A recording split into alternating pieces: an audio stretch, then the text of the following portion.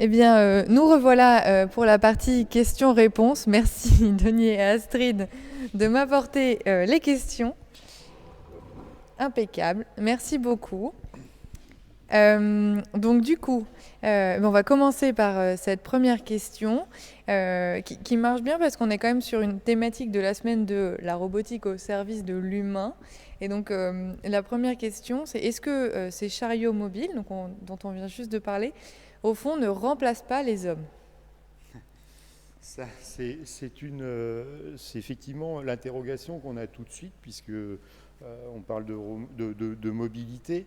On a fait ce matin justement la même chose avec notre autre partenaire qui est Modula, qui nous expliquait, parce qu'il y a eu des études de fait, les gens, en fait, quand ils apportent des produits à des machines ou qu'ils doivent assembler des machines, on est à 10 à 14 km par jour. Et c'est pas de la marche en montagne, là, hein, c'est du piétinement. Donc, alors, quelque part, oui, mais par contre, les tâches vont être, on va dire, modifiées. De toute façon, on ne peut pas aller contre la technologie. Par contre, la technologie doit apporter à l'humain. Et là, du coup, on revalorise encore le travail de l'humain. En apportant du confort? En apportant du confort, un peu plus de sérénité, parce que quand il vous manque un produit ou on a oublié un produit, il faut courir pour aller le rechercher. Donc on apporte du stress aussi. Hein, donc parce que les cadences sont de plus en plus élevées. Quand il faut produire très vite. Et là, justement, le robot ramène de la souplesse et puis du confort, oui, du vrai confort. Et puis en plus, on va pouvoir leur affecter des tâches où ils ont vraiment une valeur ajoutée et ça va leur permettre de créer, quoi, de ramener de la créativité. Et Et de la d'innover. qualité. Et de la qualité. Puisque on se doit de produire des produits de qualité. Tout à fait. Merci pour cette réponse. Alors, toujours dans l'idée quand même que ces robots vont travailler avec des hommes, hein, enfin autour d'hommes avec un grand H. À quoi doit-on faire attention dans l'intégration pour faire adhérer les personnes à cette collaboration avec le cobot et, j'imagine, avec le chariot mobile? Ah, là, en fait, oui, là, c'est aussi notre rôle en tant qu'intégrateur, c'est de faire accepter, parce que c'est effectivement une autre façon de travailler. Hein. Vous allez avoir une machine qui va être à côté de vous et qui va vous apporter quelque chose. Donc, on va être très proche. Donc là, il va falloir qu'on implique les opérateurs à ça, qu'ils y trouvent un avantage. Pourquoi on fait ça? Déjà, c'est la première question, c'est pourquoi on fait ça, et après, comment on va le faire? Donc, dans toute explication, hein, quand on sait pourquoi, il est beaucoup plus facile de trouver comment. Et donc là, on est tout à fait on est dans l'aspect humain où il faut vraiment expliquer et comprendre aussi le traumatisme, on va dire, un petit peu psychologique que ça peut apporter à la personne. Et donc, du coup, c'est un travail pédagogique hein, qui vient aussi, toutes les instances de l'entreprise va aussi mettre sa contribution là. Et nous, en tant qu'intégrateurs, c'est aussi de rassurer. Il faut rassurer pourquoi on le fait, qu'est-ce que ça va impliquer, et puis les risques sont justement, l'analyse de risque, on revient là-dessus, sont limités. Et donc on est dans l'accompagnement. Voilà, c'est l'accompagnement. Oui, Denis a vraiment raison. Hein. Ce qu'on va faire, c'est qu'on va vraiment impliquer tout le monde dès le début des projets. Comme ça, on va pouvoir avoir la capacité d'expliquer, de vraiment montrer la technologie, de leur expliquer comment ça fonctionne. Par exemple, un robot mobile, on va pouvoir leur démontrer qu'il va les éviter quand il réalisera une trajectoire. Un robot collaboratif, on va leur montrer le niveau de détection le niveau de sensibilité qu'il peut avoir. Ça, c'est très important dans la démarche, c'est d'être vraiment à proximité des gens qui vont utiliser les moyens de demain. Et effectivement, si on impose comme ça, comme toute nouvelle ou un changement qui survient, on vous l'impose d'un seul coup, la machine elle est là et tu travailles avec et on n'a pas le choix. forcément, là, on crée du traumatisme.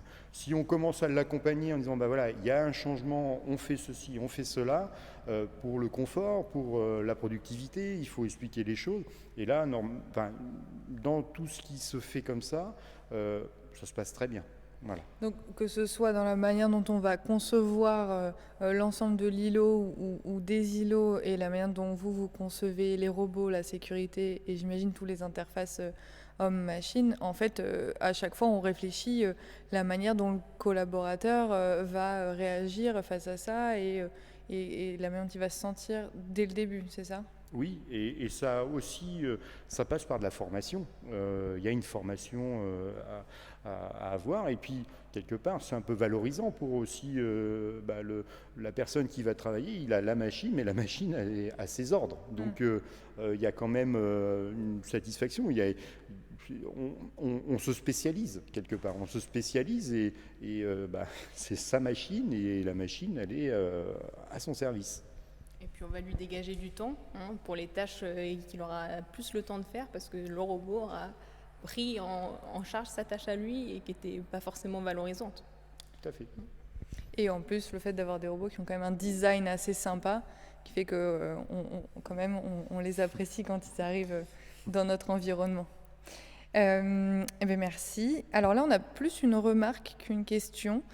Je ne me sens pas rassurée de mettre des robots mobiles et collaboratifs dans mon usine. Je m'inquiète pour la sécurité de mes collaborateurs.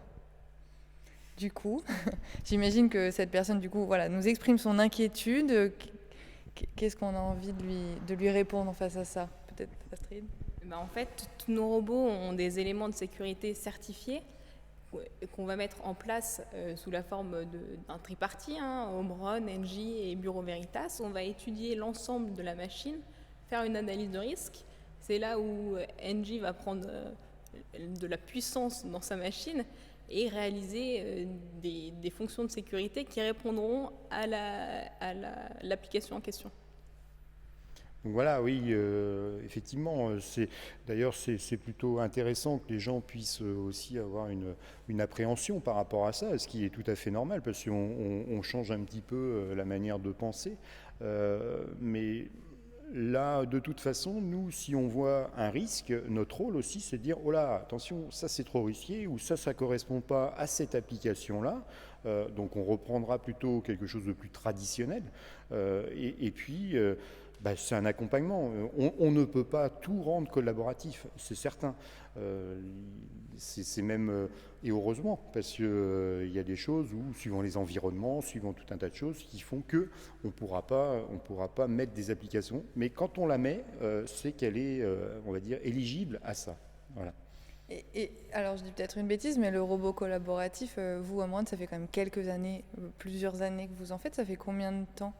Alors nous, on l'a installé depuis 2 ans, mais on est en association avec une marque TM et qui, lui, l'a installé dans ses propres usines depuis plus de 5 ans. Et ça se passe bien ? Et tout se passe bien. Ok, nous voilà rassurés.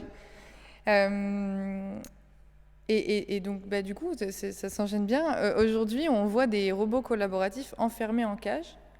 Pourquoi ? Du coup, est-ce que ça veut dire qu'il y a un danger et à quoi on doit faire attention ? C'est vrai que ça peut paraître un peu contre-intuitif, cette idée d'aller les enfermer dans des cages. Oui, c'est effectivement ça, c'est un complément à ce qu'on disait tout à l'heure. Tout n'est pas éligible. C'est-à-dire que on va regarder, on va faire l'analyse de risque, on va qu'est-ce qu'on va transporter, qu'est-ce que l'on va mettre en place et si aujourd'hui on est obligé d'enfermer effectivement le robot collaboratif, ça veut dire que à l'origine, en fait, c'était pas le bon sujet.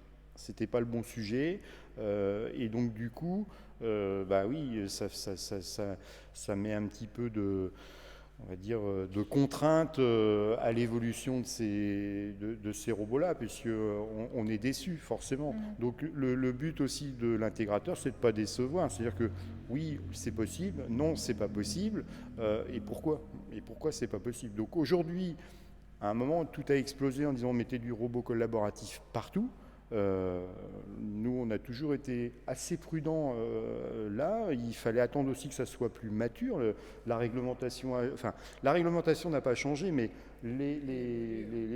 on va dire la technique a évolué. Donc maintenant, on a quand même des niveaux de performance qui sont là. Et donc ça nous fait aussi avancer. Et donc du coup, on fait attention et on va mettre le robot au bon endroit et dans les conditions qui vont bien. Il y a autre chose aussi, c'est que ce genre de robot, et c'est aussi un petit peu on va dire le petit plus d'Omron, c'est que c'est un robot, effectivement, quand on est tout à côté, il va travailler lentement, mais on peut aussi accélérer la cadence si on s'éloigne. C'est-à-dire qu'on peut lui mettre un scrutateur et là on va avoir des cadences qui sont de 10 à 30% plus importantes. C'est-à-dire qu'on devient plus performant à un moment, mais dès qu'on s'approche, on va ralentir et là on se met vraiment en mode collaboratif. C'est ça, on aura en fait 2 niveaux de sécurité avec des niveaux de vitesse, de position et de couple qui seront différents. Et en plus de ça, on a une fonction de sécurité qui est globale, quoi qu'il arrive. C'est-à-dire ce sont des plans de sécurité tout autour du robot qui vont lui permettre de rester dans une zone particulière. Donc avec tous ces éléments de sécurité, on pourra mettre le robot collaboratif dans les applications qui conviennent. En effet, un robot une application où on hésite, ça veut dire qu'il y a un souci. Les applications des robots collaboratifs ne sont pas les mêmes que celles des robots industriels. C'est vraiment des applications différentes.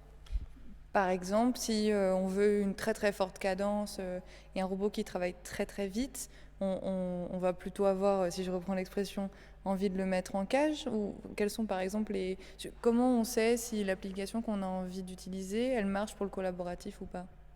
Il va falloir penser l'application complète en fait, parce que si vous mettez un couteau au bout d'un robot, il est plus collaboratif. D'accord. Donc une en lame, fait, par exemple. c'est très imagé, mais ça marche parce que en fait, il faut vraiment penser l'application complète. Nous, on fournit un robot pour application collaborative, ce qui va lui permettre d'être hyper flexible. Mais par contre, on ne le mettra pas sur certaines applications. Donc, par exemple, pour déplacer du verre, l'analyse de risque, elle va être quand même plus compliquée. Et c'est exactement à ce moment-là en fait qu'Engie Solutions rentre en jeu, c'est-à-dire qu'à partir de ce robot collaboratif, on se dit bon là on va mettre un couteau, c'est peut-être pas. C'est certainement pas là où on mettra du collaboratif. On pourra mettre du collaboratif, mais forcément on va l'entourer, on va le protéger. Là il est certain que c'est un peu plus compliqué qu'il soit éligible à ça. On a aussi quelquefois, on peut avoir du produit toxique aussi qu'on peut promener. Si jamais il tombe, qu'est-ce qui se passe? Si c'est du liquide, est-ce que ça ne va pas se mettre partout? Donc c'est ce genre de choses qu'on se pose comme question, parce que c'est peut-être pas dangereux comme ça tout de suite, mais dès que c'est projeté, là il faut pas que ça s'étende. Donc là on va l'enfermer. Voilà, c'est des exemples. Donc ça c'est notre rôle. Voilà, c'est notre rôle. Merci. Alors une question qui n'a rien à voir. Peut-on mettre sur vos robots, donc j'imagine plutôt sur vos robots mobiles, plusieurs charges? Donc oui, on en a parlé, nos robots peuvent avoir des charges qui vont de 60 kg à 1500 kg.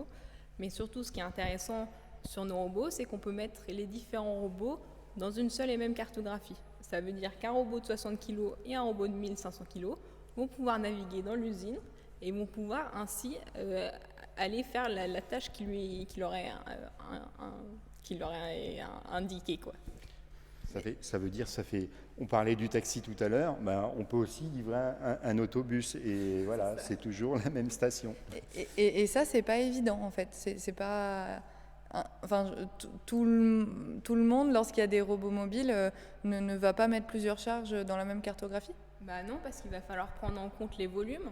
Donc évidemment, quand on parle de robotique mobile, on parle aussi du top. Ça, c'est de la pince, du préhenseur. Et du coup, on va indiquer sur la cartographie quel est le volume du robot, tout simplement pour qu'il puisse faire tout ça en sécurité. Ah oui, il faut que le robot et la cartographie prennent en compte la taille des différents robots pour qu'il n'y ait pas de souci. D'accord, merci pour cet éclaircissement. Alors, quelle responsabilité, alors on revient un peu sur le sujet de la sécurité, quelle responsabilité pour le fabricant, l'intégrateur, en matière de robotique collaborative? On est fabricant, donc on doit une notice d'instruction au même titre qu'une machine classique, même si on est collaboratif, ça ne change rien. En collaboratif, alors là, nous on conseille aux clients d'exiger l'analyse de risque parce qu'elle est importante. Il faut savoir que nous, on est responsable en tant que fabricant. S'il y a une modification, forcément, ça ne devient plus notre responsabilité. Il faut que ce soit très contrôlé. Donc, il y a des dossiers de modification à faire, etc., si on a besoin. Mais nous, la machine, elle est dédiée à une tâche ou à plusieurs tâches qui sont bien déterminées dans la notice d'instruction. Derrière ça, on fait intervenir notre partenaire Bureau Veritas qui, lui, va délivrer justement la conformité de l'installation. Et derrière, on a la responsabilité comme toute autre machine. Voilà. Et nous, en tant que fournisseur, du coup, on est responsable de fournir un certificat d'incorporation pour que vous puissiez réaliser la machine complète et intégrer tous les équipements qui vont bien. D'accord. Et donc une dernière question, enfin je le pense, à moins qu'il y en ait d'autres qui arrivent entre-temps. La simplicité de la programmation, qu'en est-il? Est-ce qu'on est sur des choses du coup extrêmement complexes parce que mobiles, plutôt simples? Alors, donc, ce qui est intéressant sur nos robots collaboratifs, c'est qu'en effet, on a pensé le programme de façon, ce qu'on appelle un flow. Donc c'est très visuel, on va venir glisser des fonctionnalités. Mais par contre, je rebondis sur ce que Denis disait tout à l'heure, il est important de prévoir la modification de la programmation dans la thématique de la machine actuelle. Donc on ne peut pas s'amuser à changer complètement la programmation. Il faudra faire en sorte que cette programmation rentre dans le contexte de la machine en question. Sinon, on devra repasser toute la partie sécurité. Et donc là, NG pourra aider les clients finaux à réaliser ça. C'est-à-dire que oui, dès qu'on va changer, alors la programmation, tant qu'elle est, on va dire, dans le cadre de ce qui a été fait et livré, il n'y aura pas de souci. C'est-à-dire changer un point d'une certaine manière, ça c'est pas un problème. Par contre, si on change complètement la philosophie de la machine, et ça il faut bien l'intégrer, du coup, on va dire l'intégrateur qui a fait l'installation au départ est complètement dégagé de responsabilité et ça devient le problème de l'utilisateur. Et ça, c'est un point très important. Effectivement, la programmation est beaucoup plus simple, avec les outils qu'on a aujourd'hui, et ça se veut simple, mais ce qui est beaucoup plus compliqué après, c'est tout ce qui va derrière au niveau sécuritaire et au niveau analyse de risque. Il faut savoir que toute machine qui est modifiée, qui n'est pas prévue par le constructeur, donc par nous en tant qu'intégrateur, est sujet à un dossier de modification. Donc ça, c'est quelque chose aussi qu'on est capable de faire. On fait des dossiers de modification d'une machine dès qu'on change un élément qui n'était pas prévu. Vous changez un moteur sur une machine, si ce n'est pas du tout le même moteur, vous êtes obligé de faire un dossier de modification. Donc ça, c'est important à savoir. Effectivement, là, il y a beaucoup de choses qui se disent en disant « Oh oui, la programmation, c'est simple, il n'y a pas de problème. » L'implication aussi derrière de la sécurité, là, ça devient moins simple et c'est vraiment un travail de spécialiste. Donc, attention à ça, effectivement. On parle aussi, et Omron là, du safe, c'est-à-dire que, Astrid, je vous laisserai le développer un peu plus, mais on environne justement le robot. En fait, ce qu'on fait, c'est que quand on fait l'analyse de risque, on va répondre avec des fonctions de sécurité. Donc on va répondre avec différentes fonctions de sécurité, ça peut être des barrières immatérielles, ça peut être plein de choses. Mais en plus de ça, sur ces robots-là, on ajoute des fonctions de sécurité. On va limiter les couples, les efforts et les vitesses. Donc tout ça, il va falloir le prendre en compte quand on remodifie la machine. Il faudra réintégrer correctement ces paramètres. Ces paramètres, ils vont être intégrés dans votre analyse de risque de la machine en question. Donc si on modifie la machine, il faut les modifier et l'indiquer dans la notice d'utilisation. Eh bien, merci beaucoup pour ces réponses. Merci beaucoup Astrid de nous avoir accompagnés au long de cette conférence et d'être partenaire avec NJ Solutions. Merci Denis pour votre présence et vos réponses lors de ces 4 premières conférences. Du coup, nous, on se retrouve demain matin pour la dernière conférence de la semaine de la robotique qui va porter sur le sujet de la robotique et de la diversification, c'est-à-dire est-ce qu'on peut installer un robot dans n'importe quel type d'environnement, est-ce que tous les environnements peuvent avoir un robot? Donc on répondra à cette question-là demain matin. En attendant, n'hésitez pas à vous inscrire, n'hésitez pas à regarder le replay des conférences précédentes. Merci encore Astrid d'avoir représenté Omron. Merci à vous. Nous, on est toujours fiers déjà de vous accueillir et de travailler avec vous. Omron se mobilise et on le sait, quand il y a des affaires, voilà, on y va ensemble. Quand il y a des choses, on met tout en place pour que ça fonctionne. Et puis, comme je disais ce matin, c'est aussi une société qui va de l'avant, qui va nous proposer des choses, nous, en tant qu'intégrateurs, et puis avec qui on va vraiment... ce partenariat est important, c'est de créer des nouvelles machines, de créer de la mobilité et toujours du service à l'homme. Merci Astrid. Merci encore pour cette invitation et quelle belle initiative cette semaine de la robotique, c'est formidable. Mais merci beaucoup, merci.